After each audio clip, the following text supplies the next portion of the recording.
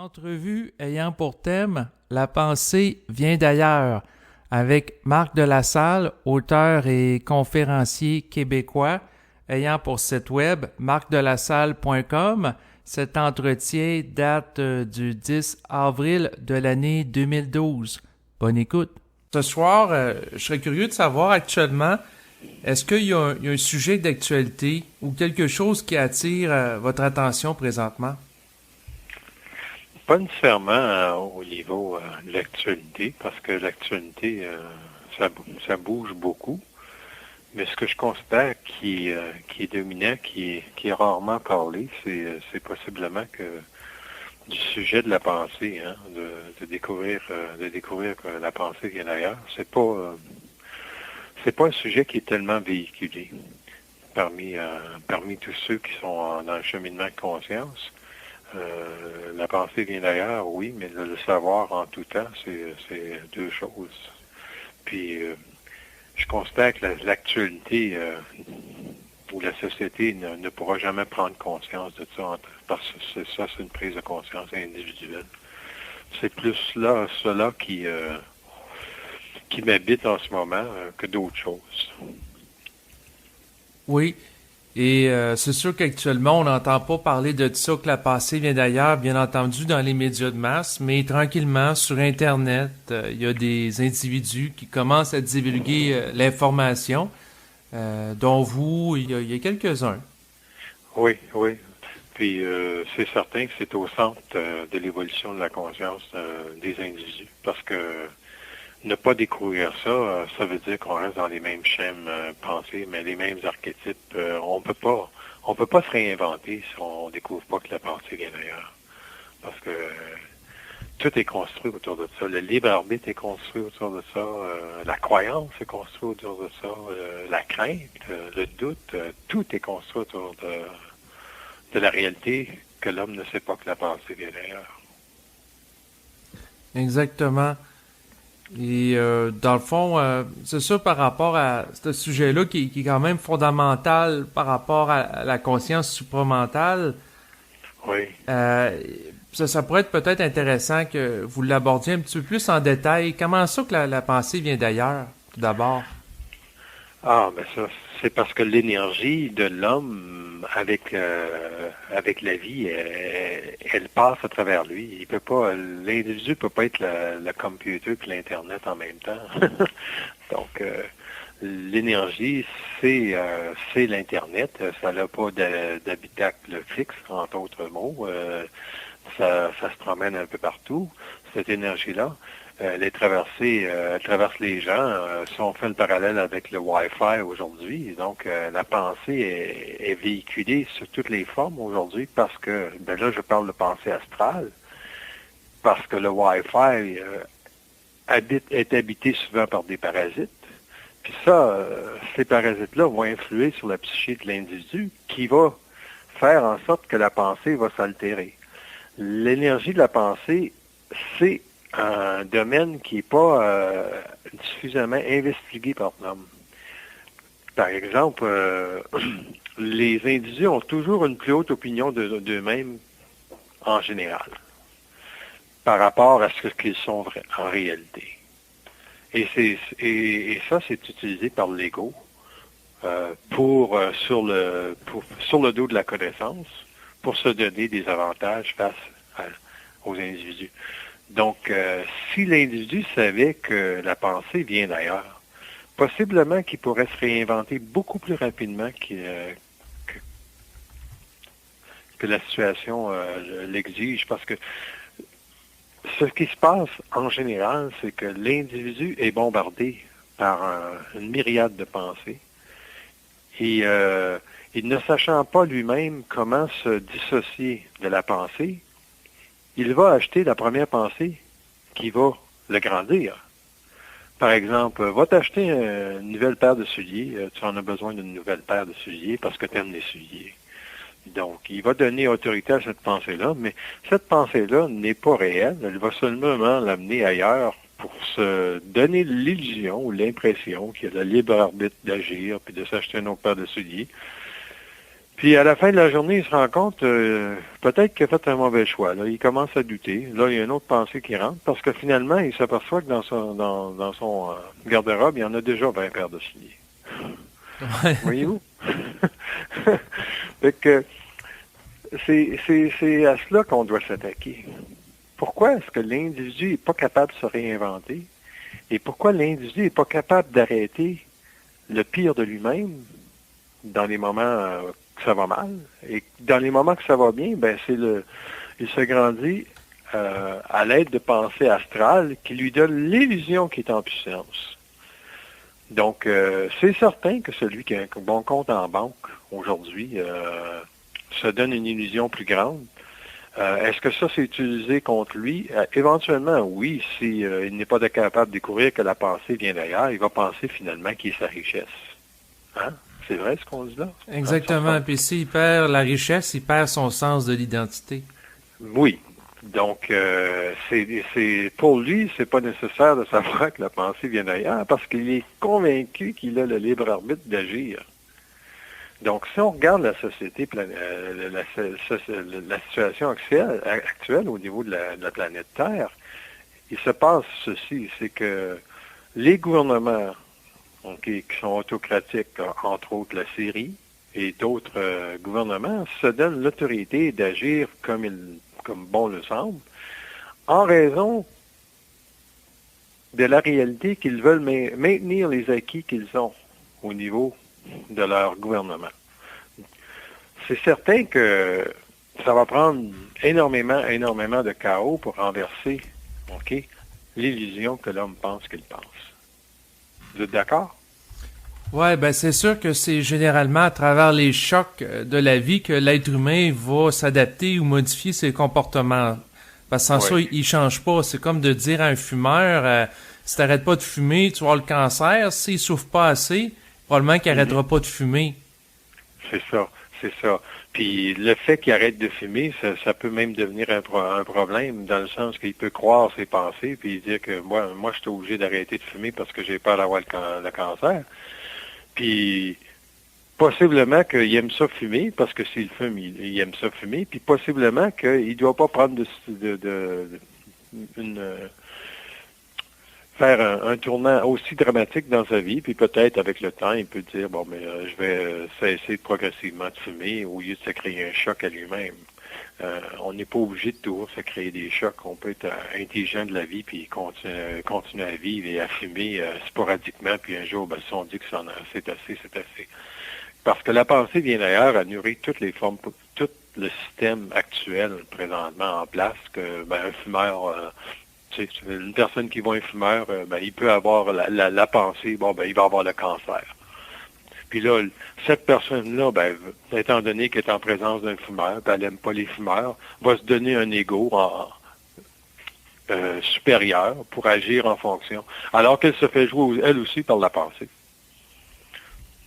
Parce que si elle allait à l'intérieur, cette personne-là, puis elle se dit, pourquoi cette personne-là fume? Elle verrait possiblement plusieurs choses. D'un, ça peut être très bon pour elle, pour se relaxer. De deux, ça peut lui permettre de se centrer. Il y a des personnes qui, à travers une cigarette, peuvent se centrer parce que ça lui donne un regard ralenti sur leur vie. Alors, là, on parle d'individus moindrement conscients, là, mais l'individu qui est inconscient de tout, il fume parce qu'il fume. Mais il faut pas sortir et dissocier le fait que la pensée vient d'ailleurs au fait que l'ego se donne des supériorités. Parce que si l'ego savait que la pensée venait d'ailleurs, ces supériorités qu'il se donne, les supériorités qu'il se donne cesseraient assez rapidement. Parce qu'il apprendra à se corriger. En découvrant, par exemple, que s'il agit de telle façon, c'est parce que son schéma de pensée nourrit indirectement qu'il est ceci. Alors que, bien souvent, l'homme va découvrir que ce qu'il pense qu'il est très loin de ce qu'il est réellement. Ouais, surtout qu'il pense pas. Oui, c'est justement parce que le moment que l'individu dénonce le fait que la pensée vient d'ailleurs, il se produit deux choses dans sa tête. Il est libre de faire l'étude, s'il veut, de la vie. selon ce qu'il entend. Ça veut dire ça qu'il n'a pas à se raccrocher à la connaissance pour établir ce qu'il sait. La deuxième de choses, cela crée une direction dans sa conscience parce qu'il se rapproche de l'esprit, automatiquement. L'homme, s'il peut accepter que la pensée vienne d'ailleurs, se rapproche de son esprit automatiquement. Parce qu'il donne quoi à son ego? Il donne la nourriture nécessaire pour se corriger. Et c'est ça que les gens font pas. Et c'est très difficile en société de vivre avec des égos parce que ça sent l'ego. Ça sent l'ego parce que l'homme pense qu'il pense. Et il se donne des avantages. C'est comme ça que ça se passe, hein? Oui, ben, traditionnellement, quand on en regarde ça d'une lecture religieuse, c'est le péché de l'orgueil qui était dénoncé par les chrétiens. Donc, l'individu qui s'appropriait les qualités qui étaient associées à Dieu, un peu comme Satan ou Lucifer dans la tradition, pour se donner un faux sentiment de grandeur. Oui. Puis ce faux sentiment-là construit indirectement les vestiges de la religion et c'est ça qui permet à ces grandes structures-là de rester en place. Le jour que l'homme découvre que la pensée vient d'ailleurs, son discours avec l'invisible change. Vous êtes d'accord? Totalement. Totalement. Donc, le jour qu'il découvre que la pensée vient d'ailleurs, il ne peut plus s'assujettir à la croyance. Certes, la croyance va faire partie de sa vie parce que ça prend du temps avant de savoir que c'est quoi une croyance. Okay? Ça prend du temps avant de voir que l'ego est plein de référents psychologiques et religieux et spirituels pour se donner une sécurité. Donc, par exemple, de croire qu'à la mort, je vais aller au ciel. Ça, c'est vieux comme l'enfer, ça.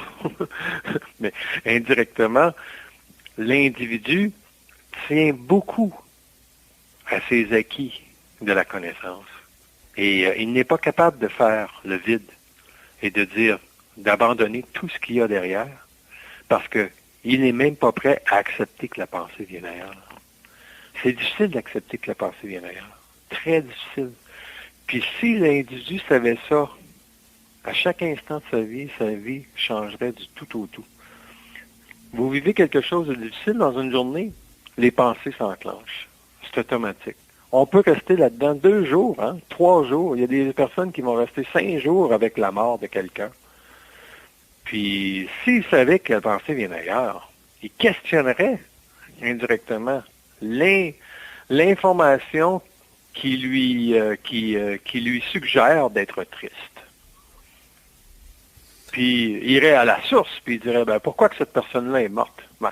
La première réponse, ce serait, elle a fait son temps. C'est évident qu'elle a fait son temps. La deuxième réponse, il y aurait d'autres réponses en relation avec le devenir de cet individu-là. Qu'est-ce qui est venu acquérir ou chercher dans cette vie-là? Le jour que les individus découvrent qu'est-ce qu'une personne est venue chercher dans cette expérience de vie-là, ils arrêtent de pleurer. Mais les gens ne sont pas capables de questionner que la pensée vient d'ailleurs. Donc, on leur envoie le fait que là, telle personne vient de mourir, ils sont tristes, puis ils vont pleurer cette personne-là. Puis, etc. On peut appliquer ça là au modèle de la grève étudiante au Québec. T'sais, si les personnes vont à l'intérieur et se demandent, c'est-tu bon ça, la grève que les étudiants font? Le contrepoids avec le gouvernement Jean Charest. Donc, la plupart des gens vont poser la question, puis ils vont y réfléchir, puis ils vont indirectement apporter de la connaissance à cette réponse-là. Ils vont dire, oui, c'est bon que les étudiants se lèvent contre le gouvernement. Puis d'ailleurs, il y en a d'autres qui vont dire, non, c'est pas bon, puis parce qu'il y a 60% qui sont contre. Donc ça, c'est toute la connaissance. Ouais, c'est sûr que si on en discute intellectuellement, on peut trouver des arguments pour, des arguments contre et faire une gymnastique intellectuelle là-dessus. C'est ça. Et lorsqu'on sait que la pensée vient d'ailleurs, on peut pas aller dans ce discours-là. Parce qu'aussitôt, on va questionner l'invisible. on va questionner sa source, son double, par rapport... C'est quoi qui se passe au Québec avec la jeunesse? Est-ce que c'est un produit important du devenir du Québec? Au minimum, ce qu'ils peuvent dire, c'est que si on réfléchit pas la pensée, je reçois dans ma tête, les jeunes sont en train, dans une façon noble, OK, et possiblement non destructive, de dire que demain, ils ne seront pas à la table de la politique. C'est ça qu'ils disent. Ils ne seront pas là. Ouais. Oui, allez-y. Ben, pour préciser, la pensée qui vous traverse, et non pas votre pensée. La pensée qui établit quelque chose, oui. Ouais, c'est ça. La pensée, c'est ça, ça peut établir des choses, mais ce n'est pas des vérités. Moi, ce que je sais pour moi-même, je ne peux pas le savoir pour d'autres. Et les gens lorsque je lui dis que les gens ne s'assoiront pas à la table de la politique, ça veut dire qu'ils ne pourront pas acquiescer à des politiques telles qu'on les voit aujourd'hui. Et c'est ces jeunes-là qui vont changer la dimension, la structure organisationnelle de la politique au Québec. Parce que c'est sûr que le mouvement de la Révolution tranquille des années 60 a débuté par une révolution. et c'était les jeunes encore. Et ce sont toujours les jeunes qui changent la société. Par contre, ont-ils l'intelligence pour revendiquer le droit à plus d'intelligence dans une société? Ça, c'est pas réel. Ce qu'on peut reconnaître, par contre, c'est que si la jeunesse fait un mouvement comme elle le fait présentement dans un mouvement non violent, elle trouve la force de son autorité dans sa parole et non dans le geste. Et c'est très fort, ça. Ben, quoique le geste est quand même présent avec les manifestations, les différents moyens de pression qu'ils ont utilisés en bloquant notamment là, un pont à Montréal, en bloquant des rues, et ainsi de suite. D'accord. Ceci, ce que vous venez de dire, c'est exactement le jeu de la connaissance. Parce que le jeu de la connaissance va nous amener à trouver des exemples. Et si vous allez profondément dans l'expérience ou dans le déroulement de cette activité-là qui est psychique, okay? Au départ, tout se passe à deux niveaux. Vous m'apportez ce qui se passe dans la matière et c'est très réel par rapport à ce qui se passe dans la matière. Ils ont bloqué des ponts, ils font des manifestations. Mais il y a une organisation psychique derrière ça. Il y a une monopolisation de la pensée qui est forte dans ces jeunes-là. Et la monopolisation de cette pensée-là n'est pas nécessairement astrale. Et c'est ça que je veux démontrer ce soir, c'est que la pensée, c'est une énergie et qui habite des consciences. Et elle habite les consciences qu'elle peut. Et selon la vibration de cette pensée-là, elle va changer les structures de la société. Ça, on peut l'appliquer à l'individu comme on peut l'appliquer à une société. C'est lorsque les individus découvrent que la pensée est une énergie et qu'elle crée en eux des espaces de vie qui leur permettent d'élever leur conscience de la société ou d'élever leur conscience en relation avec le savoir, que ces gens-là deviennent plus ou moins, selon ce qu'ils sont, je dirais des diffuseurs de conscience à un certain niveau.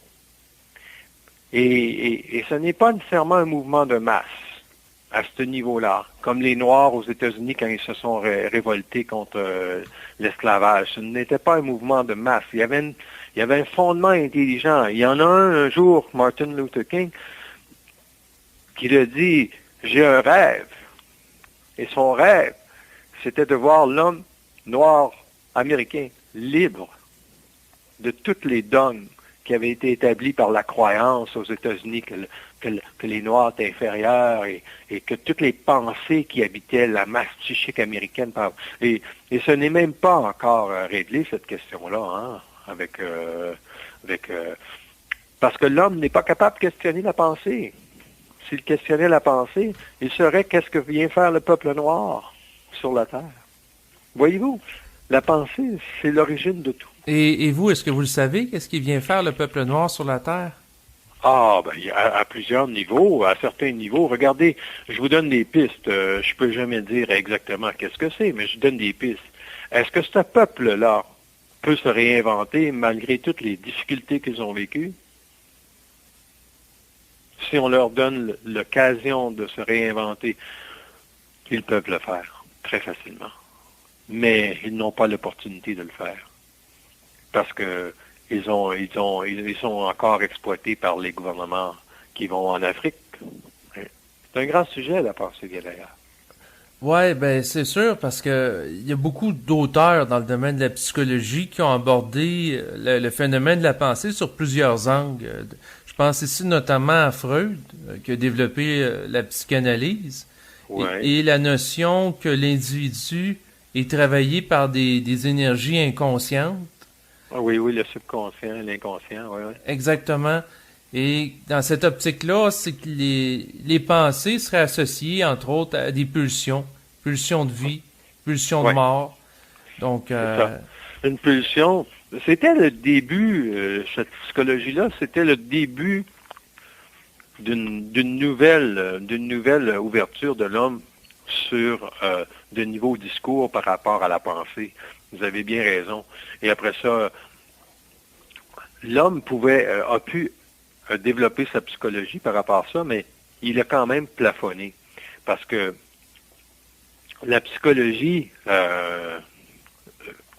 telle qu'on la connaît, n'est pas suffisante pour comprendre que derrière chaque individu se loge non pas le libre arbitre, mais une programmation.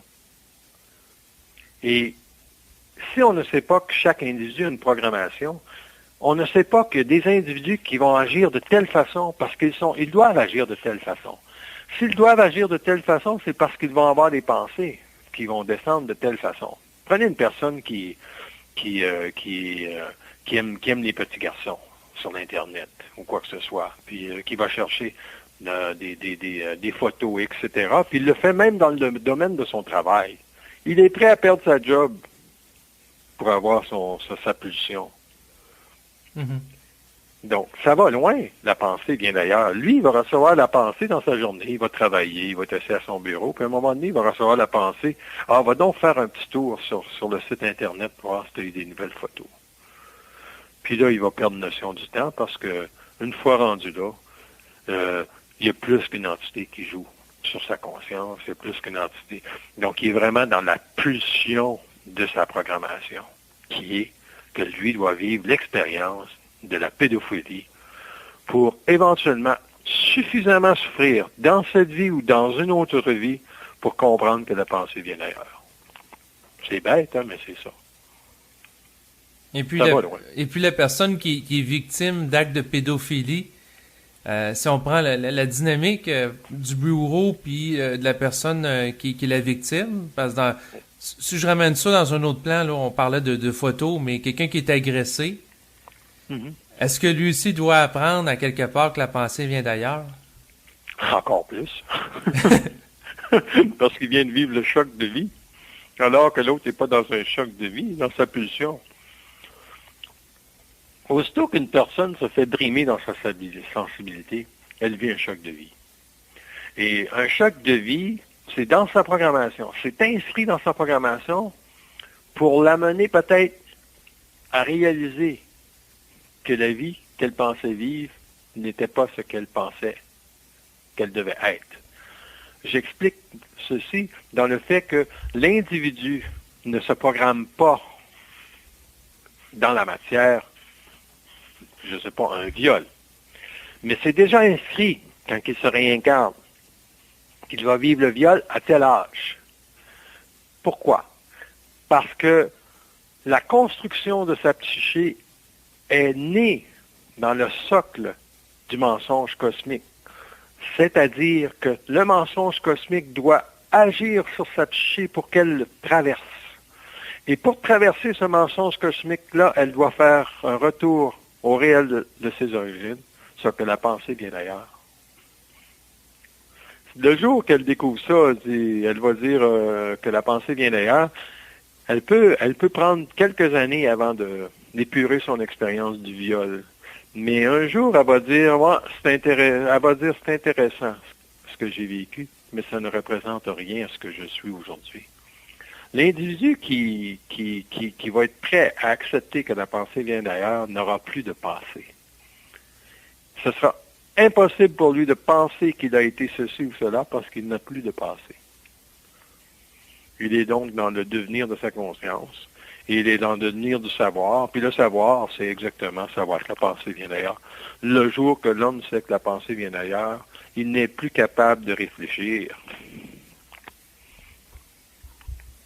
Oui, ben c'est sûr que quand on en regarde ça, ça va loin, les implications qu'a tout simplement cette notion-là.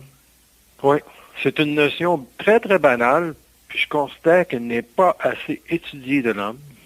Pas dans le sens que moi je le parle, dans le sens que l'individu, dans sa journée, devrait regarder ses pensées. Est-ce que vous, là, par exemple, vous avez eu la pensée que vous alliez faire une bonne émission ce soir? J'ai pas eu vraiment de pensée à cet égard-là. Je me suis dit, je vais faire mon émission comme d'habitude. Je me suis pas cassé la tête. C'est ça. C'est la façon que ça doit être. Ça veut dire que vous étiez centrique. Si, mettons, vous aviez eu la réflexion de dire, j'espère que je vais faire une bonne émission ce soir, cela voudrait dire qu'il y avait une pulsion ou une pulsation d'identité quelconque qui agissait sur votre psyché pour vous faire sentir grand ou pour vous faire sentir à la hauteur, n'importe quoi, n'importe quelle pensée stupide, là. Tous les artistes sont assujettis à ça. Il y a le trac du public, alors que vous faites ce que vous avez à faire. Mais c'est ça démontre très bien que la pensée n'a pas eu sur vous, de coloration pour faire votre émission.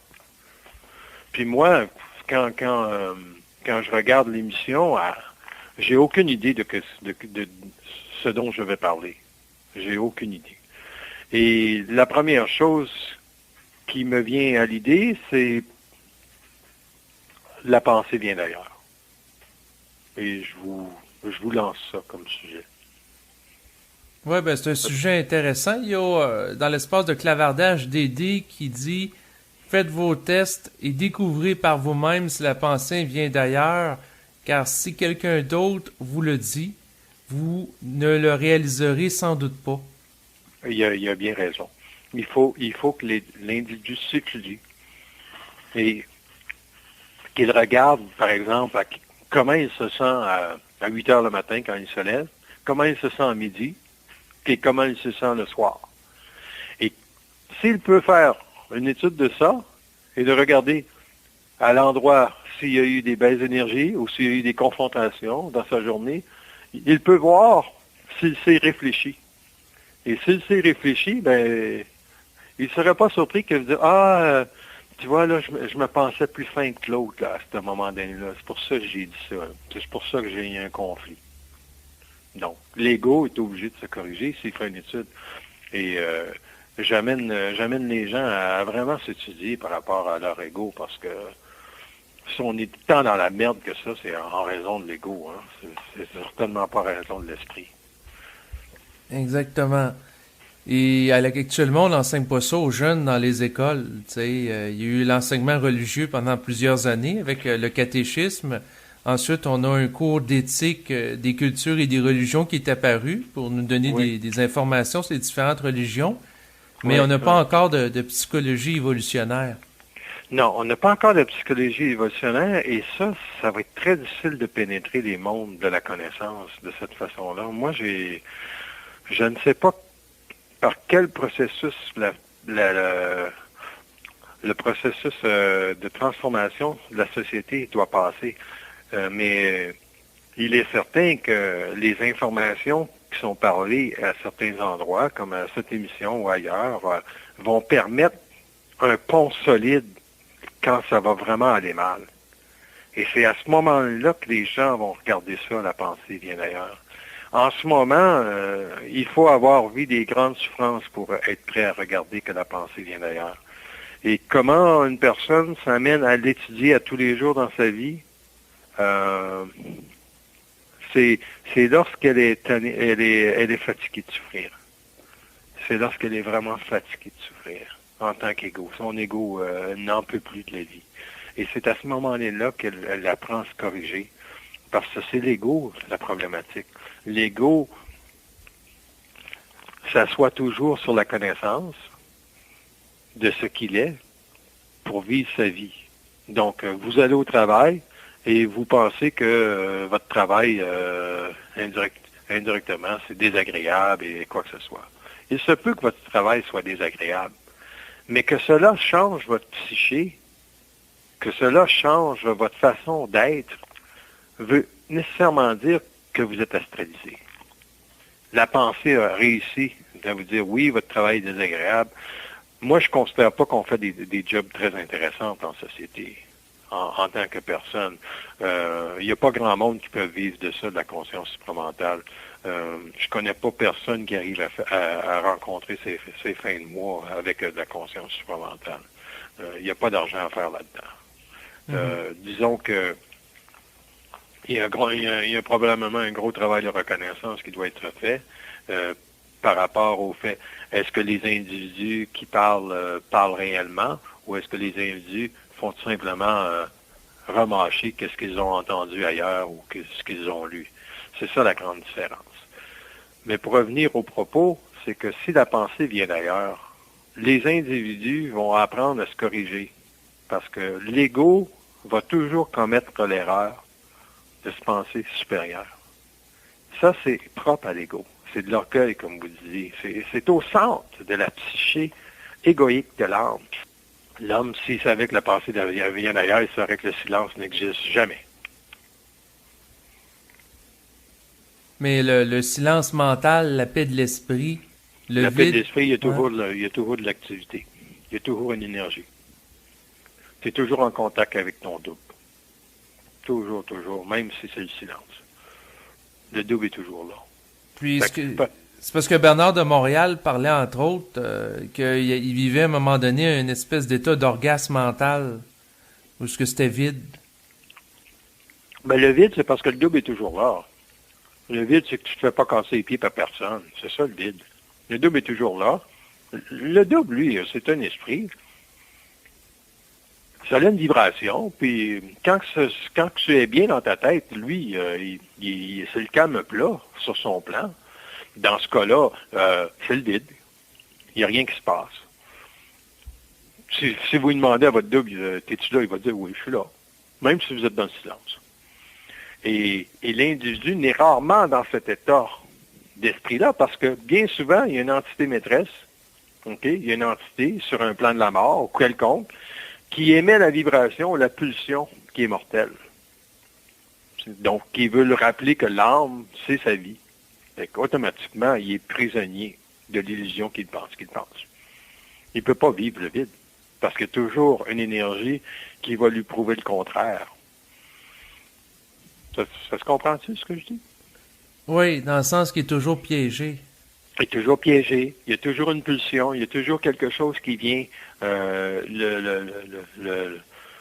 sortir, disons, de sa protection psychique. Sa protection psychique, c'est sa couronne mentale. C'est que l'homme doit savoir que sa couronne mentale est intacte, puis elle va être bombardée dans une journée par un nombre inébranlable de pensées ou de parasites via les gens qu'on rencontre. Si on n'avait pas cette couronne mentale-là, ou cette aura au niveau de sa tête, on n'aurait jamais le calme plat de l'esprit. Moi, une bombe pourrait tomber à côté de moi, possiblement, puis je dirais, bon, ben, elle est tombée juste à côté. Je disais, elle a bien tombé. J'aurais pas le goût de la panique. Si j'avais à partir, je dis, bon, ben, c'est le temps que je pars, mais... Faites attention à ce qu'ils vous dites, parce qu'ils peuvent vous tester. Moi, ça me dérange pas. Ça me dérange pas. Parce que ce que je dis, c'est inébranlable. Qu'elle fasse sauter la bombe. Je m'en calisse. C'est pas important. Il faut faire attention à ce qu'on dit au niveau de l'ego. Si on parle aux fonctions de qui on est, on n'a pas à faire attention à ce qu'on dit. Pourquoi on devrait faire attention à ce qu'on dit si on est ce qu'on est? Voyez-vous, il y a un doute dans le fait qu'on va se faire tester par l'invisible. Il y a un doute. Il y a un doute de l'homme par rapport à ce qu'il est. Moi, s'ils veulent me tester, je vais dire, mangez de la marde, esti. On va voir, sacrament. Puis si l'événement arrive, je vais être encore plus en sacrament. Puis ça veut dire quoi, ça? Est-ce que ça va me permettre d'être au-delà de l'expérience? Ça va me permettre, ultimement, de savoir qu'ils ne sont pas plus intelligents que moi. Vous êtes d'accord? Oui, mais ça ne vous empêchera pas de vivre l'expérience qui peut être déplaisante. Ah, ça dépend. Ça dépend. Parce que il y a une chose que l'on doit comprendre. La destination de l'homme par rapport à la vie, c'est quoi? C'est ultimement d'être dans le savoir de ce qu'il est. S'il est dans le savoir de ce qu'il est, il ne souffre pas d'aucune expérience qui peut lui être présentée. Il est intouchable. Et il est intouchable pour la simple et unique raison qu'il sait que la pensée vient d'ailleurs. Parce qu'en sachant que la pensée vient d'ailleurs, il se retourne contre l'événementiel et il questionne sa source, son double, ou il questionne les forces de vie et dit c'est quoi qui se passe. Il va leur demander c'est quoi qui se passe et ils vont être obligés de l'instruire. Ils vont être obligés de l'instruire. Pourquoi? Parce qu'il est établi qu'il est son seul soleil de conscience. C'est lui qui décide sa vie en fonction de comment il va la gérer. Il décide pas les événements, mais il décide comment il va gérer la vie. Et cela, il ne le peut seulement quand il a découvert que la pensée vient d'ailleurs. Pourquoi? Parce qu'à ce moment, il sait que la vie, c'est une orchestration de l'invisible, soit astrale, soit mentale. Dans le commentaire, on parle des forces de la lumière. Pour créer sur la Terre un homme, un surhomme, un être supramental qui ne tremblera jamais devant le paradis. Et quand l'homme ne tremblera jamais devant le paradis, il va faire de la terre son paradis et on ne pourra plus l'atteindre.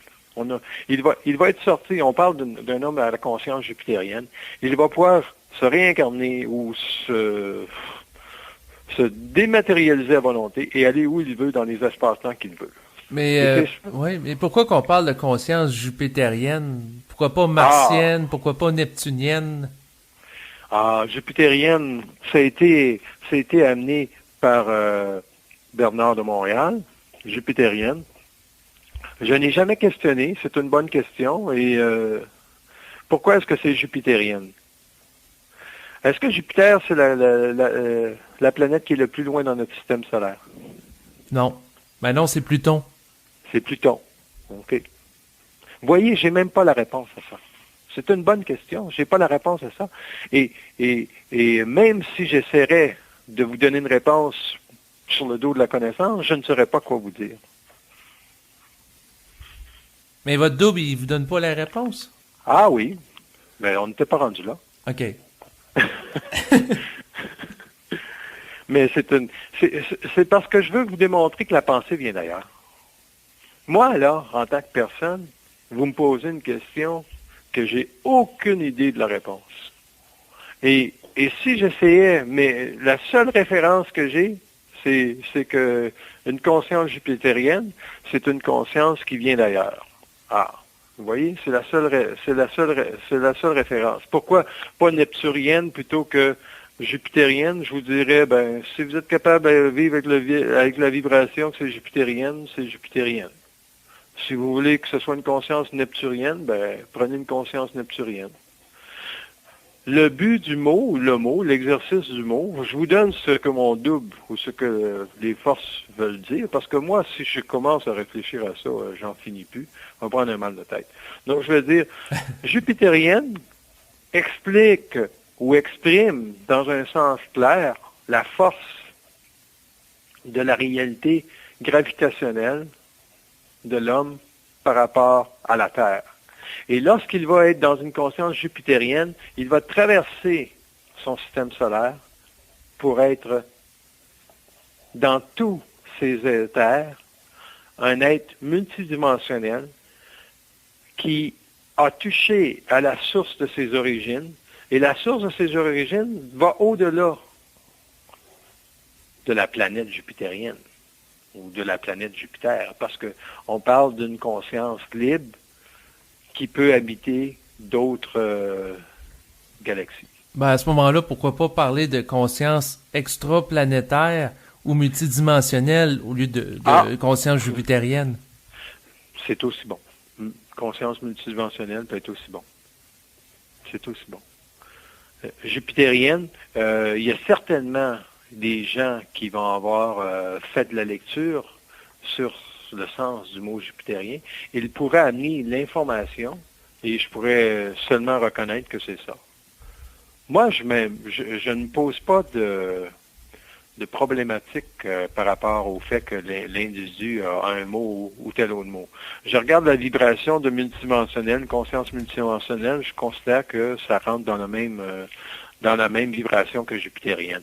Jupitérienne, ce qu'il faut en retenir, c'est que c'est une conscience qui ne se pense pas. C'est ce qu'il faut retenir.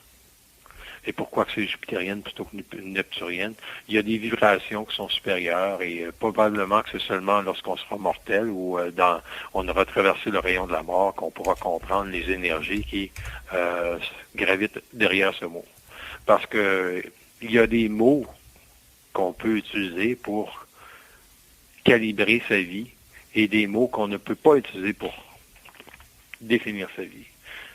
Et, calibrer sa vie, ça veut dire, par exemple, vous donnez tel mot à votre conscience. Il y a beaucoup de gens qui disent « je suis stupide » quand ils font une erreur. Ils calibrent leur vie d'une grosse problématique en partant parce qu'ils ne pourront jamais traverser cette illusion-là que la pensée vient d'ailleurs en se disant « je suis stupide ». Ça, c'est... Les mots ont une vibration. Si vous dites « ouais, j'ai pas été vigilant », c'est 10 fois mieux que « je suis stupide ». Exactement, c'est être sensible au vocabulaire qu'on utilise. Tu sais, comme il y a des gens qui vont se dire « on va se coucher, on va être moins niaiseux à soir », on peut dire « on va être plus intelligent ce soir à la place ». C'est encore un jeu égoïque. Ouais, là, lui, il change pas grand-chose, là.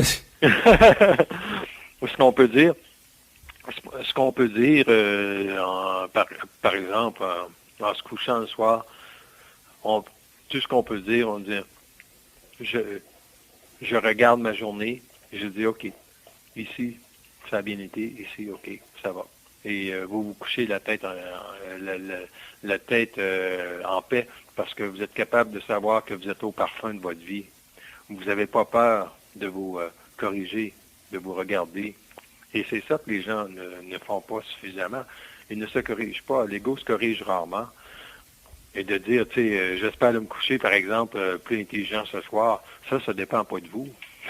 L'intelligence, ça dépend pas de l'homme. L'énergie de l'intelligence, elle va vous habiter si elle a à vous habiter. Et elle va vous habiter simplement le moment où vous serez très présent à vos pensées.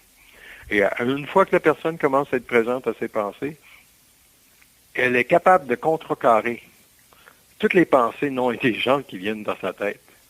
Par exemple, ouais, mais t'es grosse ou t'es laid. La première chose que la personne va dire, sacrément, y en a-tu des conneries qui peuvent se dire au niveau de l'astral? À ce moment-là, elle grandit en intelligence et en savoir. Ça se comprend, ça, hein? Oui. C'est facile. La conscience, c'est des doigts. Ça répond des doigts. C'est des clés précises pour permettre à l'homme de renverser le mensonge cosmique. Et c'est l'homme qui va le renverser. C'est pas les forces de la lumière. Les forces de la lumière, eux autres, ils vont laisser aller tant que l'homme ne sera pas intelligent.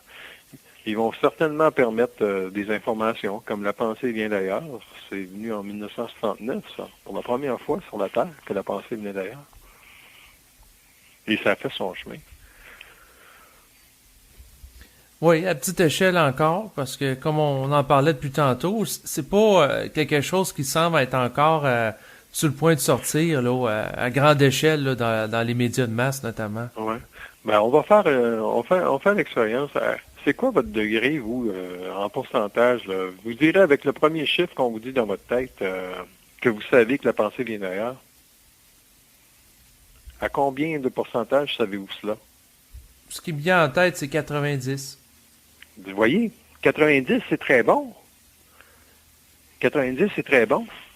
Mais savez-vous que le 10%, c'est encore énorme?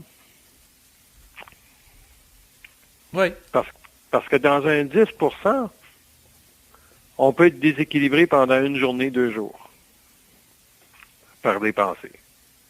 Parce que en réalité, c'est ça qui se produit. On peut être conscient à 90% que la pensée vient d'ailleurs, mais le 10% est suffisant pour venir tout casser notre vie. Ou simplement de faire une erreur, une bêtise. OK? Une bêtise qui va vraiment coûter cher, en d'autres termes. Et le 10% va s'altérer avec les années. Ça va devenir 9, ça va devenir 8. Un jour, ça va devenir 99,2, 99,9. Et vous, vous êtes rendu à combien? C'est une bonne question. Parce que là, étant donné que je vous ai demandé votre position, là, je suis obligé de me donner la mienne. Mais ce qui va se produire, c'est que si je vous disais, bon, vu que vous avez 99,9, c'est pas encore à 100%. Puis le 0,1%, je peux vous garantir qu'il me fait souffrir. Je peux vous garantir qu'il me fait souffrir. Parce que le 0,1% pour n'importe quel individu, c'est se faire passer une petite vite. Ne pas être dans le centre de son identité totalement. Puis, à acquérir ça, je peux vous dire, peut-être, je ne suis pas certain, là, mais je considérerais que l'homme va le savoir seulement quand il va mourir. Ce 0,1%-là. Parce que toute la conscience qu'on parle, l'identité cosmique de l'homme va être à 99,9 certain de qu'est-ce que c'est la vie. Parce qu'il va la vivre, puis il va savoir que la pensée derrière, il va avoir échangé énormément avec les forces de vie. Il va être capable de se censurer. Il va être capable d'établir, comme moi j'établis que je suis ceci, mais ça, je l'établis pour moi-même. Mais là, étant donné que c'est public, ça va être récupéré, c'est certain. Ça peut être récupéré. Bon, ben, si lui est à 99,9, il parle comme il parle là, si je dois être à 100%, moi, ou tu sais. Oui, ben, les gens, ils vont réécouter l'émission, là, puis je suis sûr, là, je vais avoir des commentaires. Il y en a qui vont dire, ben, ton invité, il est arrogant ce soir, il pense qu'il réalisait à 99,9%. Je suis sûr qu'il y a quelqu'un qui va m'écrire ça. Ben, je suis conscient que la pensée vient d'ailleurs à 99,9%. Ça, c'est ça que je dis. C'est rien que ça que je dis. Je dis rien d'autre. Ça n'a aucun rapport par rapport aux autres pensées que les gens peuvent penser, mais je suis d'accord avec vous. On crée une forme. Parce que j'ai eu des répercussions la dernière fois quand je vous ai dit à votre émission que j'ai pas eu des répercussions personnelles, mais j'ai eu des oui-dire. Quand j'ai dit la dernière fois que je vous jure que je compte pas de mensonges, je vous dis que je compte pas de mensonges. Les gens avaient trouvé ça arrogant, effectivement. Exactement. Moi aussi, j'ai eu des commentaires là, par suite à cette émission-là. Ouais. Et les gens sont très sensibles. Et c'est pour ça qu'il faut faire attention dans ce qu'on dit. Tantôt, quand vous me posez la question, je dis spontanément qu'il me venait par la tête. Je dis pas que je suis réalisé à 90%, loin de là. J'essaie de pas me prononcer là-dessus parce que ça crée des polarités.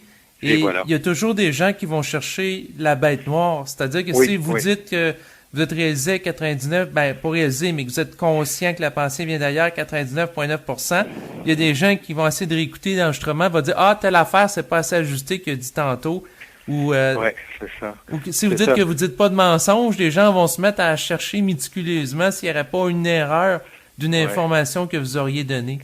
Et le but de parler comme ça, des fois, c'est tout simplement d'établir que l'homme a le droit de savoir ce qu'il est. Et il a le droit de le dire. Ce n'est pas de la prétention, il a le droit de le dire. Et ce que les autres pensent de nous-mêmes, ce n'est pas de nos affaires. C'est pour ça que je me suis permis de jouer au jeu du pourcentage, parce que je m'en fous de ce que les gens peuvent penser. C'est pas important.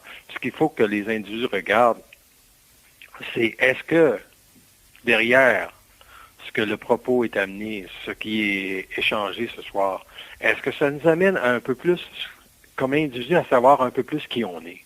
C'est ça qui est important. C'est pas ce qui on est pour se comparer. Ce qui on est.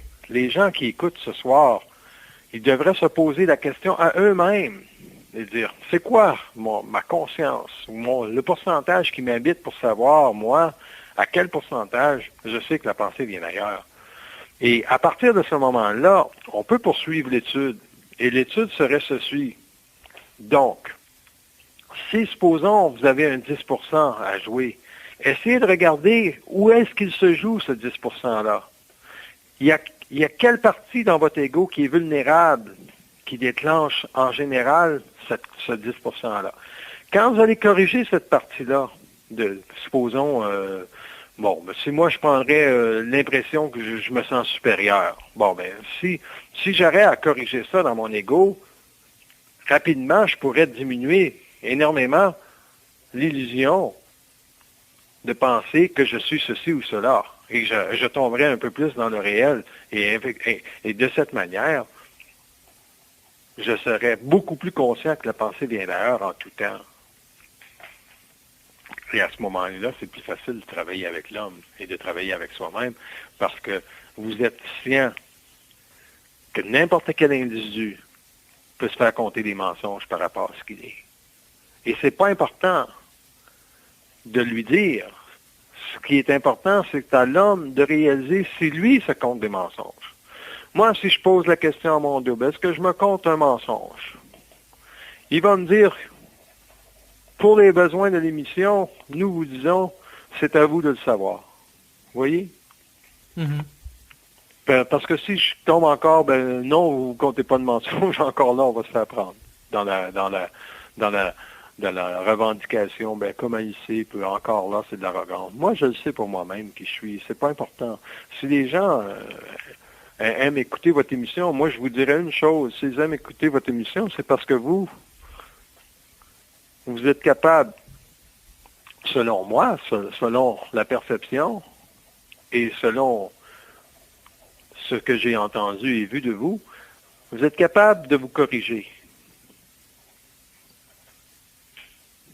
Est-ce que c'est réel? Écoutez, je fais mon possible pour m'ajuster le plus possible à ce que je perçois. Oui. Si vous voyez quelque chose de vous-même, vous allez le corriger? Oui, dans la mesure du possible. Ouais. Parce que vous êtes dans l'étude. Savoir que la pensée vient d'ailleurs à 90%, est-ce que vous seriez d'accord pour dire, Néo, que c'est également être dans l'étude de soi-même à 90%? Oui. Ça passerait mieux, hein? Vous êtes d'accord? Ça passerait mieux. Bon, mais je suis dans l'étude de moi-même à 99,9%. Est-ce que ça passe? Ben oui, ça passe. Tout à fait. C'est la façon de le formuler, et c'est très délicat, hein, quand on parle publiquement. Parce que souvent, ce qui arrive, c'est ce que, d'ailleurs, je pense que Bernard de Montréal a vécu un petit peu le phénomène parce que dès ses premières conférences, il a sorti publiquement, il a dit « Je suis un initié ». Ah oui. Et j'ai l'impression qu'il a goûté, il y a eu le contre-coup en fin de vie avec son cancer qui l'a totalement dévasté publiquement. Et je ne sais pas s'il aurait eu à vivre cette expérience-là. À cause qu'il a déploré, il s'est fait tester selon vous. J'ai l'impression que c'est peut-être une forme de rééquilibrage au niveau de la perception publique de son ego. C'est bien dit, ça. C'est bien dit. OK, je vous pose la question maintenant, parce que c'est très bien dit. Est-ce que le rééquilibrage est pour lui-même ou pour les autres? Moi, j'ai l'impression que c'était par rapport aux autres. C'est la réponse que j'avais. Bon, on a la même réponse. Fait que Ouais, ouais. c'est les autres qui devaient se rééquilibrer par lui, pas lui. C'est intéressant. Si vous aviez la même réponse que moi, c'est parce que quand vous avez dit ça, ma réponse était là-dessus. Puis je peux développer un peu là-dessus. Oui, ça pourrait être intéressant. OK. Donc, si lui, OK, il a été capable d'établir sur la terre qu'il est un initié, OK? Mhm. Le Christ, quand il est mort sur la croix, là, il a établi qu'il était le Christ. Mhm. Il est où le problème? Tu sais, on a fait une religion de 2 millions d'années, 2000 ans avec le Christ, puis lui, il est mort sur la croix. Pourquoi? Parce qu'il devait créer une forme, sans le savoir, pour rebalancer sa venue sur la terre, et aussi pour donner un souffle à la spiritualité, pour permettre aux âmes de supporter l'expérience planétaire pendant 2000 ans. Mais là, lui, le nouvel initié qui était Bernard de Montréal, est arrivé en 1969, il a dit qu'il était un initié, puis il n'y a personne qui voulait l'entendre, mais ils ont découvert, les gens qui ont été près de la sensibilité de Bernard de Montréal, ils ne se comptaient pas d'histoire. Puis, même quand il a commencé à être malade, lui, il est obligé de questionner pourquoi il était malade. Puis, une de ses grandes études a été d'alléger sa souffrance à travers la maladie. Il dit, moi, le mental est intact. Mon corps physique est peut-être pas en bon état, mais mon mental est intact. Et pour lui, c'est tout ce qui comptait, que son mental soit intact. Ça veut dire que son mental, à 100% ou à 99% ou 99,9,9,9, j'ai aucune idée, était intact. Et que le reste n'était pas important parce que dans la mort ou dans le passage de la maladie, on est seul avec soi-même, davantage. Puis lui, il a énormément travaillé, il a énormément fait de colère pour casser les formes, il a créé énormément de chocs à la société des temps modernes quand il a commencé à parler publiquement. Il a créé énormément de chocs. Et ces chocs-là sont récupérés par le monde astral. Et les individus ont tout un ego. OK? Il y en a qui ont une plus belle sensibilité, qui sont plus transparents que d'autres dans leur ego, et n'ont pas créé contre le mouvement de Bernard de Montréal des égrégores ou encore des formes pensées pour l'attaquer, lui, sur le champ de sa conscience. Être un ici, c'est ça que ça veut dire.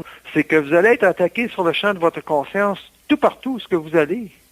Et si vous n'avez pas le feu d'établir qui vous êtes fait à l'os. Ce n'est pas les gens en tant que tels qui vont vous vampiriser, c'est tout ce qu'ils créent comme égrégore. Regardez Barack Obama, il a vieilli de 10 ans à l'intérieur de 4 ans. Pourquoi? Parce que les oppositions qui sont contre Barack Obama, ils sont énormément grandes et tous les présidents des États-Unis, que ce soit, ont eu énormément d'oppositions depuis la Deuxième Guerre mondiale, parce qu'après la Deuxième Guerre mondiale, ils sont devenus des leaders de la planète. Ouais, ben c'est ça, il est dans une position dans laquelle il peut être très tendu, on le voit blanchir avec ses cheveux notamment. Ouais. C'est sûr que moi, j'aimerais pas être dans ses souliers, comme on dit. Donc c'est ça, établir qui vous êtes. Lui a établi qu'il était le président des États-Unis. Mais on a remarqué que dans son premier mandat, il n'a pas été capable d'établir. Parce qu'il était énormément ambivalent par rapport à plusieurs positions. Et c'est juste dernièrement qu'il recommence à reprendre un peu de force dans la définition de ce qu'il est. Et probablement qu'il va gagner la prochaine présidentielle s'il est capable d'établir son autorité. George Bush n'avait pas de problème à établir son autorité, et c'est pour ça qu'il a été réélu. Les gens ont besoin d'un leader. Puis que ce soit n'importe quel genre de leader, que ce soit Stephen Harper ou quoi que ce soit, ce que les Anglais de l'Ouest du Canada aiment de Stephen Harper, c'est qu'il n'a pas de doute.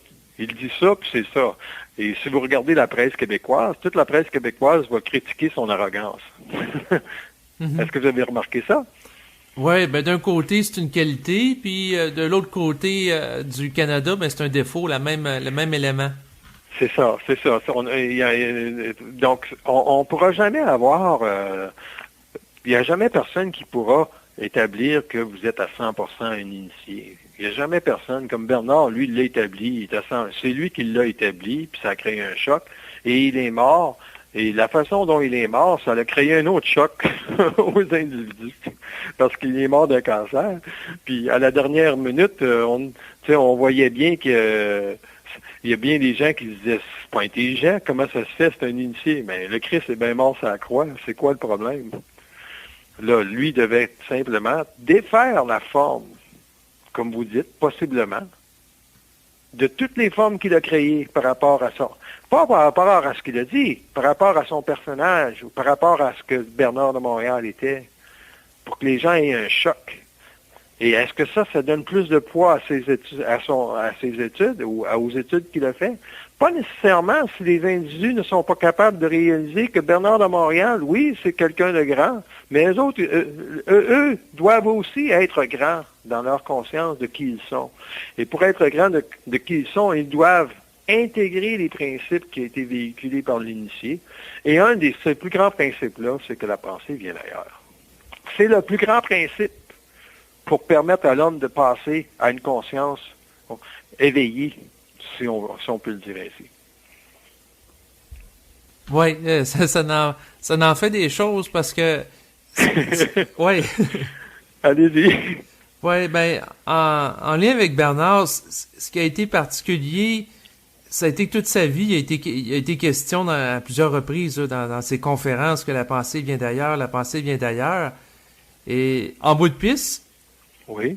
Ultimement, quand on en regarde ça, parce que j'ai écouté certains de ses enregistrements, il disait notamment que, alors qu'il était très malade, qu'il allait voir en dedans à l'intérieur de lui, puis ça lui disait que tout était correct, alors qu'il dépérissait physiquement, puis tu sais... Oui, mais ouais. Tout est correct. Ouais, ben c'est ça, un petit peu comme vous disiez tantôt, tu sais, Jésus il est mort sur la croix, mais à quelque part tout est correct aussi, tu sais. Oui, parce que la seule chose qui compte, c'est le réel. C'est le réel. Moi, quand je vous dis je suis ci ou cela, tout ce qui compte, c'est le réel. C'est pas ce que je pense, ce que je suis. C'est le réel de ce que je dis par rapport à la vibration que cela crée en moi. Rien que moi qui le sais. C'est certain, j'irai pas publiquement, moi, puis dire que je suis un initié. Je m'en crisse de l'initiation. Tout ce que je veux savoir, moi, par rapport à ma conscience, c'est si je suis réel dans ce que je dis. C'est tout ce qui compte. Et Bernard, quand il posait la question, puis on lui disait, tout est correct. Tout est correct parce que lui, il a compris sa programmation par rapport à l'expérience de l'initiation qui était Bernard de Montréal pour initier la Terre au fait que la pensée vient d'ailleurs, afin que l'homme se réinvente dans les années à venir. On parle des 2 prochaines 1000 années. Est-ce qu'il va y avoir un autre plus grand initié que Bernard de Montréal dans les 2000 prochaines années? Probablement que non, mais tous les gens qui se conscientisent vont former une masse psychique très, très profonde et très forte qui va être plus forte que la conscience de Bernard de Montréal, dans ce sens-là. Les gens qui vont adhérer ou vont réussir à intégrer le principe que la pensée vient derrière vont créer une symbiose très forte qui va faire une alliance cosmique sur la Terre des hommes conscients. C'est plus grand que l'homme, la Terre n'aura plus besoin d'initier dans ce temps-là. Donc, lui, était-il le dernier grand initié à vivre des chocs de vie par rapport au corps physique et au corps matériel? Non. Il y a d'autres initiés qui vont vivre des similitudes, mais ça ne sera probablement pas aussi marquant que sa vie à lui. Parce que sa vie a été marquante parce qu'il a amené un principe évolutif qui va durer 2000 ans. Et c'est pour ça que tout est correct. Ouais, il savait qui était. Non, mais c'est toujours une question de point de vue, hein. Mais non, c'est une question de savoir. Allez questionner si je vous dis là c'est un mensonge. Questionnez-le. Il vous dit-tu qu'on s'en fait passer une vite? Non, je comprends dans le sens que vous l'amenez, tu sais, par rapport au savoir, c'est toujours entre soi puis soi en bout de piste. C'est toujours entre soi puis soi en bout de piste, mais il y a une autre chose qui rentre en ligne de compte. Sinon, c'est toujours soit en soi en bout de piste, mais il y a aussi la vibration. Si, mettons, vous, là, les oreilles vous scellent depuis tantôt, là, ben, c'est peut-être votre psyché, votre sensibilité qui dit, ah, Chris, me semble que tabarnak, c'est pas réel ce qu'il dit là. Ça vous a-tu fait ça ce soir? Comment? Est-ce que ça vous a fait ça, cela, ce soir? Non? Et vous? Non. Non. Mais je veux démontrer que l'homme, quand il parle avec d'autres hommes, là, c'est une émission publique, c'est évident, on a le droit d'exprimer, OK, ou de véhiculer sa sensibilité, et cette sensibilité-là se véhicule à travers l'intelligence qui nous habite. Si, supposons, vous me créez des oppositions, puis vous dites, ben, c'est pas réel ce que vous dites là, c'est pas réel ce que vous dites là. Moi, je vais dire, ben, je suis bien d'accord avec vous, c'est le temps que je quitte l'émission. À la prochaine, trouvez-vous un invité qui va être plus réel. Je dirais pas ça, parce que ça serait sarcastique. Je souhaiterais tout simplement dire, ben, c'est bien. Je pense qu'on a terminé notre entrevue, si vous voulez. Tu sais, je sais pas comment je vous dirais ça. Mais, quand Bernard a parlé, bien souvent, c'est sûr qu'il dérangeait des consciences. Parce que la parole, ce n'est pas simplement des mots. C'est aussi une vibration. Et cette vibration-là met en opposition ou en éveil ce que vous êtes aujourd'hui. En opposition dans le sens, voyons donc, la pensée vient d'ailleurs. Ou en éveil, ah, c'est vrai, Christ, la pensée vient d'ailleurs, j'ai pas regardé ça aujourd'hui. Voyez-vous la nuance? Mm-hmm. Moi, je vous vois beaucoup plus, vous, dans l'éveil et dans l'étude, alors que, si je dis tel propos, il y a des gens qui vont surtout être dans l'opposition. Puis, ils vont dire, il est qui, lui, Christ? Ben, c'est justement, il est qui, lui, Christ? C'est encore une façon de se mesurer. Vous n'avez pas besoin de savoir qui je suis. Vous avez rien que savoir regarder, voir, ça a-tu de l'allure, ce que je dis? Ça n'a pas d'allure, Christ, fermé la radio. Exactement, mais souvent ce qui arrive, c'est que des gens qui veulent maintenir leur statu quo de leur croyance vont se sentir attaqués ou menacés par tout élément qui est en contradiction. Oui, ben oui, ben oui. Et c'est pour ça que nous autres, que Bernard a toujours refusé de parler sous le sceau de l'occulte. Il a toujours accepté de dévoiler le mensonge ou a toujours accepté de mettre son ego sur la table. De dire, moi, je l'ai vu se rétracter sur certaines choses des fois. OK? Parce que, je vous donne un exemple. Une personne pose une question, puis il va dire telle chose, puis ensuite, il va aller au tableau, puis il va commencer à écrire, puis son double ou quoi que ce soit va pouvoir dire répondez à la question de la dame ou du monsieur. Puis il va se retourner, il va répondre. Il va dire je dois répondre à votre question. Votre question est pertinente. Puis lui, ça faisait des milliers de fois ou des centaines de fois qu'il répétait souvent le même petit bout de piste. Est-ce que vous êtes d'accord? Mm-hmm. Et peut-être que cette fois-là, il était parasité par une perception.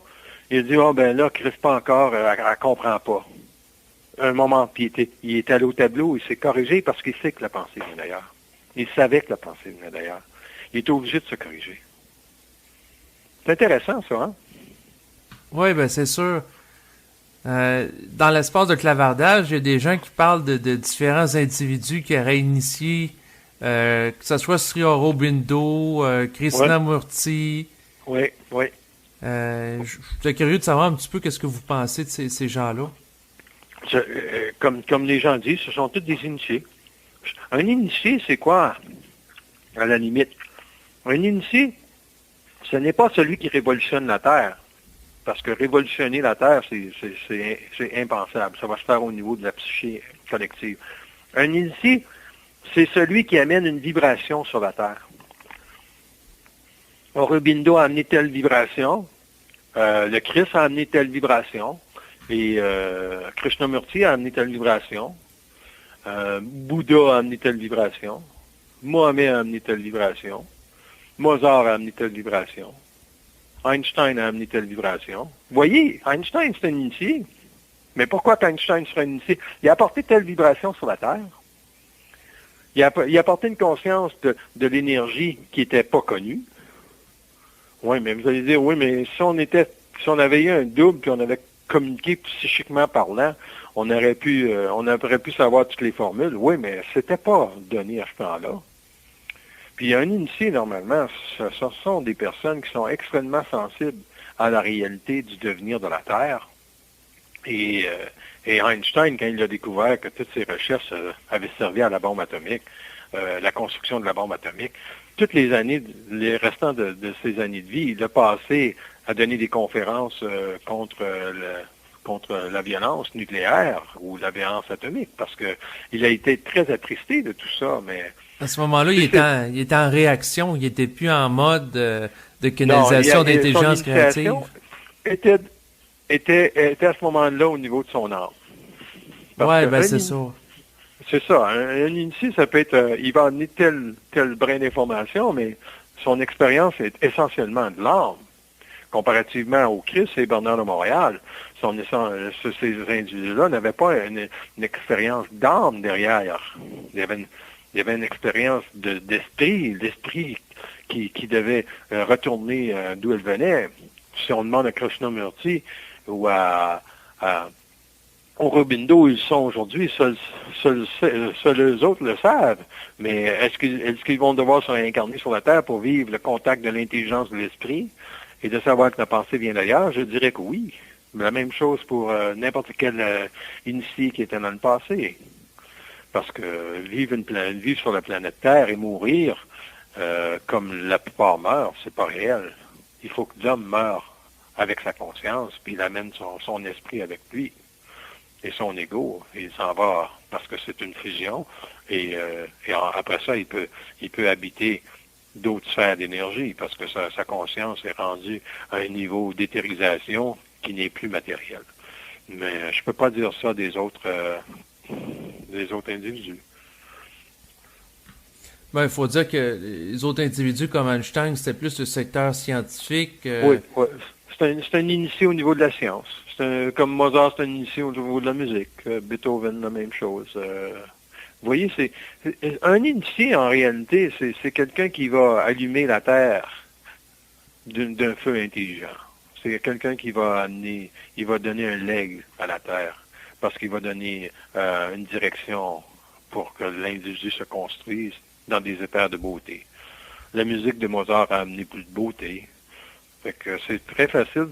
Donc, le mot initié, les gens qui veulent vraiment, vraiment vivre leur vie en fonction de l'initié vont vouloir savoir aussi qu'il y a énormément de souffrance dans ça. Parce que vouloir être un initié, c'est une illusion aussi. Exactement, parce que c'est pas l'ego qui décide. Je constate que si Bernard de Montréal serait revenu sur Terre, il n'aurait pas mentionné ça aujourd'hui. S'il reviendra aujourd'hui, il ne le mentionnerait pas. Ben ouais, parce que sans ça crée des attentes des individus, puis... Ça donne absolument rien. Exactement. Aujourd'hui, en 2012, avec ce qu'on sait, ça donne rien. Alors que jadis, ça marquait la conscience des gens. Parce que les gens avaient soif de savoir, avaient soif de s'initier à autre chose. Aujourd'hui, les gens n'ont pas soif de s'initier à autre chose. Les gens ont soif de savoir qui ils sont. Et toute la documentation est là. Et toutes les informations sont là. Par exemple, que la pensée vient d'ailleurs. Oui, grâce entre autres à Internet. Ah ben oui, Internet, ça véhicule énormément d'informations. Est-ce que des vos internautes qui ont des questions? Je peux leur répondre? Là, ils discutent entre eux un peu. Okay. Je regarde un petit peu, j'essaie de sélectionner les commentaires les plus pertinents, donc je peux faire un appel. Une question. OK. Donc, parmi les gens qui vous m'écoutez, si vous avez une question, c'est le moment ou jamais de nous la faire parvenir. On va leur laisser un petit peu de temps pour écrire. Là. Oui. Parce que, parlant d'initiés, ce qui est intéressant, c'est qu'à chaque époque, il y a eu des initiés. Il y en a qui ont initié dans le domaine de la musique, de la science. Oui. Puis aujourd'hui, il y a des gens qui qui initie l'humanité à Internet, aux nouvelles technologies. Oui, parce que c'est la démocratisation de l'information. L'accès au savoir va être plus rapide. Ça ne veut pas dire que c'est du savoir. Là. Il y a beaucoup de connaissances, beaucoup de mensonges à travers ça, mais l'information, on ne peut pas passer outre Internet. C'est le médium de communication qui va transmettre l'information d'une rapidité suffisante pour que les gens, lorsqu'il se crée une masse critique au niveau de la conscience collective, parce que la conscience collective va être remplacée par une conscience individuelle, mais cette conscience individuelle-là va être supportée par les alliances de l'homme au savoir. Et les gens vont, quand ils écrivent sur Internet ou ils font des choses sur Internet, si c'est réel, ça fait grandir la conscience individuelle sur la Terre parce que c'est une alliance. C'est le début de la régence planétaire. Question? Oui. Tantôt, il y avait une personne, Thomas l'a réactivé la question, là, à savoir, il y a quelqu'un qui voulait savoir qu'est-ce que ça veut dire de discuter avec les forces. Ah, discuter avec les forces? Oui.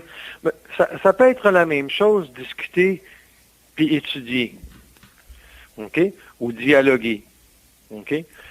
Si vous discutez, si vous le prenez dans la vibration que dialoguer avec les forces ou discuter avec les forces, ça veut dire d'avoir un point de contact avec les forces. Ça veut dire que vous avez votre conscience sur la Terre. OK? Puis les autres, ils ont une conscience qui est loin, très éloignée de la Terre.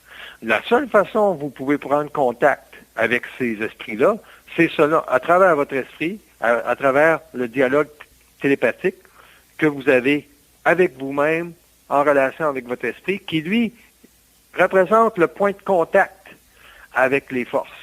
Donc, si ce point de contact-là, il n'y a pas de jeu, il est vraiment sur la même ligne, vous mettez 2 points sur la même ligne, mais alors là, vous discutez. Parce que les autres, ils aiment discuter avec l'homme. Mais il faut que l'homme soit équipé. Parce qu'imaginez, là, si eux autres décident de parler avec un individu, prenez un enfant d'université puis allez dire que la pensée, ou pas un enfant qui est en maternelle. Première année. Hein? Un enfant maternel? Ouais, ou en 7e année, ou en 5e année, quelque chose du genre. Dites-lui que la pensée vient d'ailleurs. Alors, en 5e année, ça peut être pas si pire.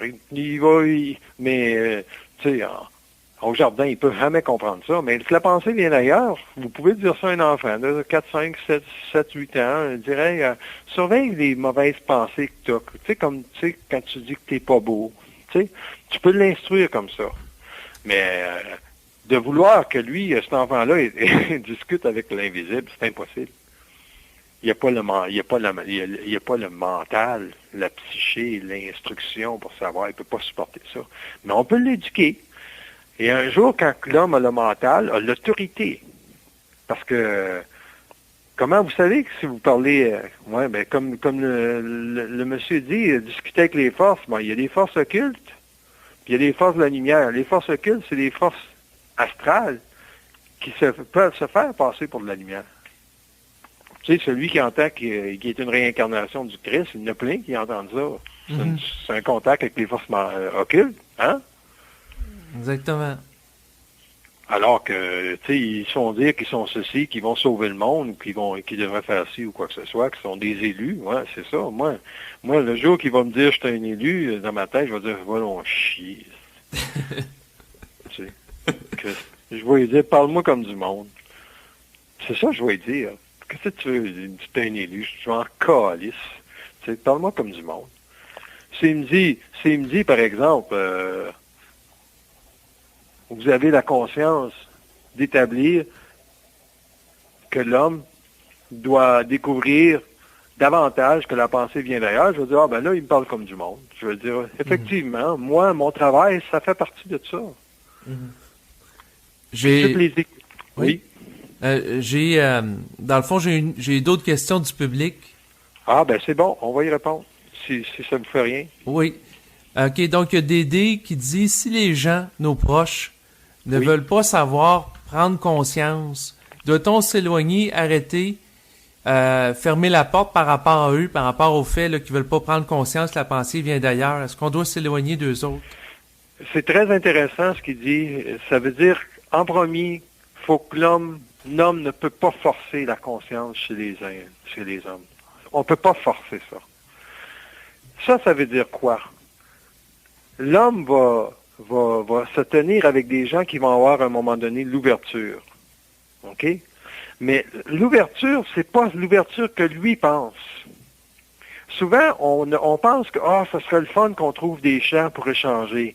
Hein? On pourrait échanger, parler de conscience, etc. Peut-être que l'ouverture que vous devez avoir, c'est pour la première fois d'accepter l'autre où il est et d'être capable de supporter cette inconscience-là sans nécessairement le juger. Mais ça a ses limites parce que si la personne a un taux vibratoire très, très, très différent du vôtre, c'est vous qui allez supporter son taux vibratoire. C'est peut-être dans ce sens-là que vous devez vous éloigner. Est-ce que ça répond? Oui, dans le sens qu'il faut pas qu'il devienne un fardeau qu'il faut transporter sur nos épaules, là. C'est ça. Parce qu'il ne faut pas oublier que c'est toujours le taux le plus haut, le taux vibratoire le plus haut qui ouvre les portes. Parce que l'individu qui vous rencontre, vous pouvez peut-être leur en parler une demi-heure. Et la demi-heure que vous allez vous parler, c'est exactement ce que la personne a besoin. Mais vous, si vous réfléchissez parce que vous êtes dans votre énergie, puis vous n'avez pas conscience de l'autre, vous allez parler une heure, finalement, cette demi-heure-là va se retourner contre vous parce qu'il va y avoir une absorption d'énergie que l'autre ne pourra pas faire et l'énergie va revenir contre vous. Oui, parce qu'il faut respecter le dosage. Oui, il faut respecter le dosage, puis il faut toujours avoir la conscience de l'autre. Jamais la conscience de soi, de ce qu'on dit, la conscience de l'autre. Moi, si tantôt, là, vous me dites telle chose, dans ma tête, là, je décortique que c'est fini la conversation. OK? Si vous sentez aussi la même chose que moi, je dis toutes sortes de conneries, vous allez dire, c'est fini la conversation, j'ai plus d'énergie à perdre, je vous enlèverai de l'énergie, je vous vampiriserai indirectement. Et c'est ça que l'homme doit se protéger, toujours savoir qu'est-ce qu'il doit dire, mais surtout qu'est-ce qu'il ne doit pas dire. Ça, c'est plus important de qu'est-ce qu'il doit dire. Parce que qu'est-ce qu'il doit dire, des fois, c'est l'ego qui pense qu'il doit dire ça. Faut toujours censurer, dans le sens qu'il faut toujours savoir que l'autre doit nous quitter avec un A+, et non avec un A-. Nous autres, on doit partir avec le A-, mais l'autre doit quitter avec un A+. Moi, je me mets pas cette exigence-là. Pardon? Moi, je me mets pas cette exigence-là. Que l'autre soit content ou pas, je m'en fous. Non, mais si vous avez un échange avec l'autre, là, ouais. Si vous avez un échange avec l'autre, que ce soit votre frère ou votre sœur, vous voudrez pas qu'elle parte parce que vous allez tout simplement faire un commentaire, toi, on le sait bien, t'es comme ci, puis t'es comme ça. Donc, vous voulez pas que ça soit utilisé contre vous après. C'est dans ce sens-là que je pense que vous voulez pas que l'individu pense que vous êtes supérieur à lui. Vous voulez pas que votre ego devienne une force qui serait utilisée contre vous.